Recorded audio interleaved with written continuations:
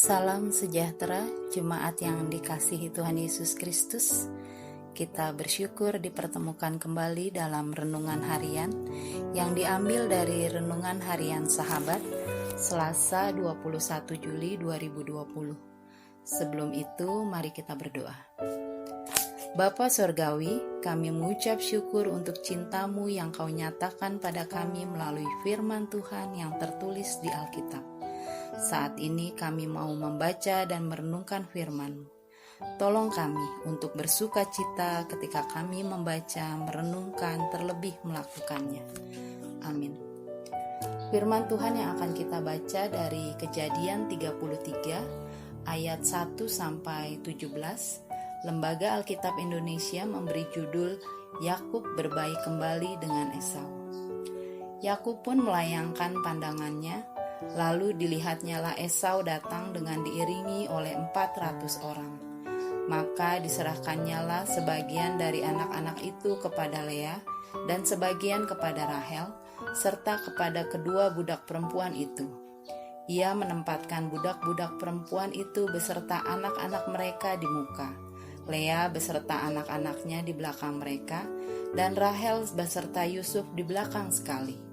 Dan ia sendiri berjalan di depan mereka, dan ia sujud sampai ke tanah 7 kali hingga ia sampai dekat kakaknya itu. Tetapi Esau berlari mendapatkan dia, didekapnya dia, dipeluk lehernya, dan diciumnya dia, lalu bertangis-tangisanlah mereka. Kemudian Esau melayangkan pandangannya.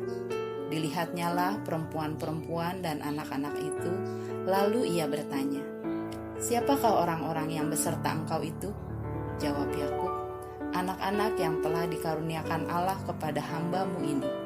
Sesudah itu mendekatlah budak-budak perempuan itu beserta anak-anaknya, lalu mereka sujud.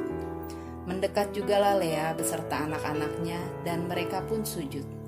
Kemudian mendekatlah Yusuf beserta Rahel, dan mereka juga sujud. Berkatalah Esau, "Apakah maksudmu dengan seluruh pasukan yang telah bertemu dengan aku tadi?" Jawabnya, "Untuk mendapat kasih tuanku." Tetapi kata Esau, "Aku mempunyai banyak adikku, peganglah apa yang ada padamu." Tetapi kata Yakub, "Janganlah kiranya demikian. Jikalau aku telah mendapat kasih-Mu, terimalah persembahanku ini dari tanganku.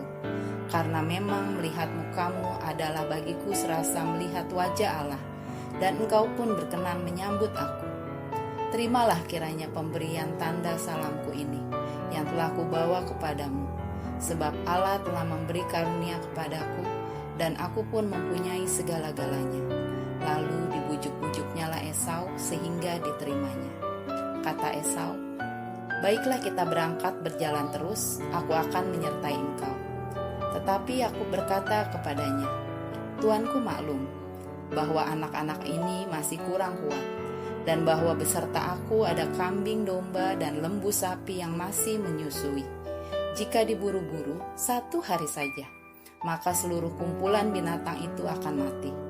Biarlah kiranya tuanku berjalan lebih dahulu dari hamba-Mu ini, dan aku mau dengan hati-hati beringsut maju menurut langkah hewan yang berjalan di depanku, dan menurut langkah anak-anak sampai aku tiba pada tuanku di Seir."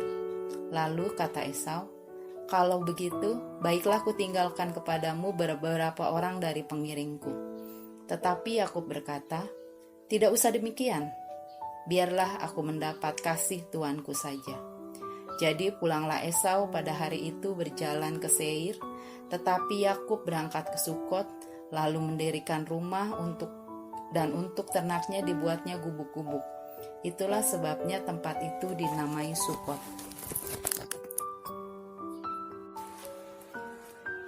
Jemaat kekasih Kristus, judul renungan kita saat ini adalah Benci Jadi Cinta. Sakitnya tuh di sini, ketika dihianati orang lain. Apalagi ketika yang mengkhianati itu saudara sendiri yang selama ini hidup bersama. Maka hal mengampuni menjadi sangat sulit. Hal memaafkan menjadi sesuatu yang berat dan tidak mudah untuk dilakukan. Karena sakitnya dikhianati itu tidaklah ringan. Itu menyebabkan luka yang dalam dan sulit untuk diobati. Mengapa sulit? Karena akibat pengkhianatan itu akan terus terekam dalam hati dan pikiran kita. Bukan cinta yang ada, tapi benci, bahkan amarah dan keinginan untuk balas dendam. Itu juga yang terjadi dan dirasakan Esau ketika adiknya Yakub menipu dirinya dan mengambil apa yang menjadi haknya sebagai anak sulung. Peristiwa itu membuat Esau sangat marah, sehingga berusaha untuk membunuh Yakub.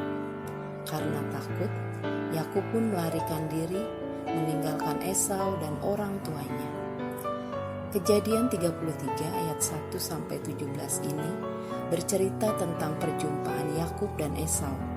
Yang menarik, Esau yang dulunya membenci Yakub justru menunjukkan cinta yang hangat dan akrab.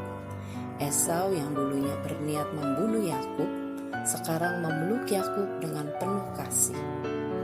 Apa yang mengubah sikap Esau? Tentu saja Tuhan. Esau belajar mengampuni sekaligus belajar dari kesalahannya.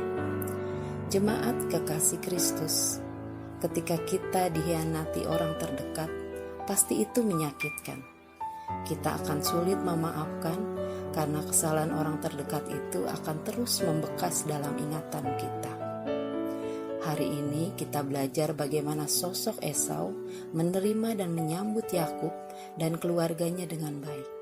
Esau memberikan maaf pada Yakub.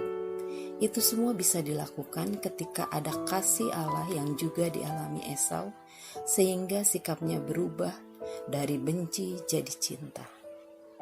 Mari kita berdoa. Bapa dalam Yesus Kristus, ajar kami memiliki cinta di hati kami, sehingga kami mampu memaafkan sesama kami yang telah menyakiti hati kami. Dan biarlah teladan dari cinta-Mu yang besar terhadap kami, boleh kami lakukan dalam hidup kami, sehingga kami menjadi pemaaf untuk orang-orang yang telah menyakiti hati kami. Terima kasih Tuhan Yesus. Amin.